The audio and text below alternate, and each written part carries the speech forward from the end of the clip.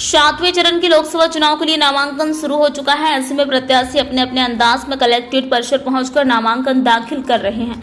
इसी कड़ी में बलिया के निर्वाचन विभाग के दफ्तर में उस वक्त हड़कंप मच गया जब एक प्रत्याशी हाथ में कटोरा लिए, तन पर कफन ओढ़े और अपने को पेड़ियों से जकड़कर नामांकन करने पहुंचा।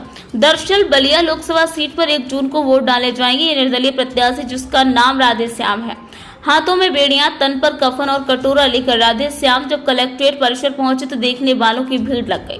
राधेश्याम ने मीडिया के सामने शिक्षा नीति सामान्य करने की मांग करते हुए कहा कि मंत्री, सांसद, गरीब, किसान सभी के बच्चे एक ही स्कूल में पढ़े, सभी के लिए एक समान शिक्षा की मांग की है।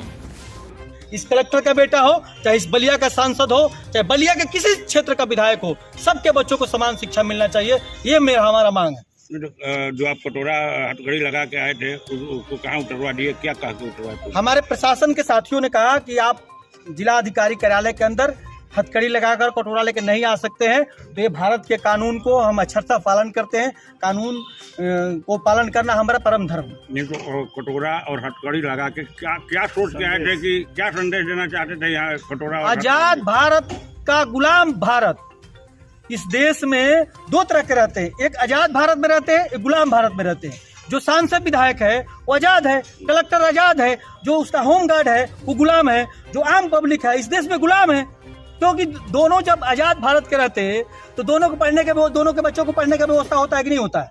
एक होना चाहिए कि नहीं होना चाहिए? ये बताइए, सांसद का बच्चा रिमोट कंट्रोल से आया है, विधायक का बेटा रिमोट कंट्रोल से आया है, और जो उसके घर का उसका ड्राइवर है उसके बेटा कहां से आया है? ये सवाल हम लोग लेके चले हैं और आपसे निवेदन करने चले हैं मीडिया के साथियों कि आप देश के चौथे स्तंभ हो। आपसे हाथ जोड़ के विनती करता हूं, राधेश्याम चुनाव लड़े न लड़े, रहे न रहे, कोई बात नहीं। इस देश को रहना चाहिए, ये देश मजबूती के साथ रहना चाहिए। आप लोग का परम धर्म है इस बात को इस देश के सांसदों से पूछना और उनको समझाना कि क्यों तुम्हारे बेटे के लिए अलग, हमारे बेटे के लिए अलग क्यों।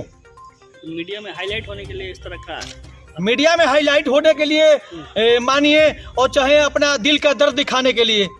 मैं अपना दिल के, जब गरीब आदमी अपना दिल का दर्द दिखाता है ना तो लोगों को लगता है, अभी सांसद जी आते तो आप कहते सलाम, विधायक जी नमस्ते, सांसद जी नमस्ते। मीडिया और जितने सिपाही अधिकारी है ना सब पीछे पीछे दौड़ जाते। क्यों?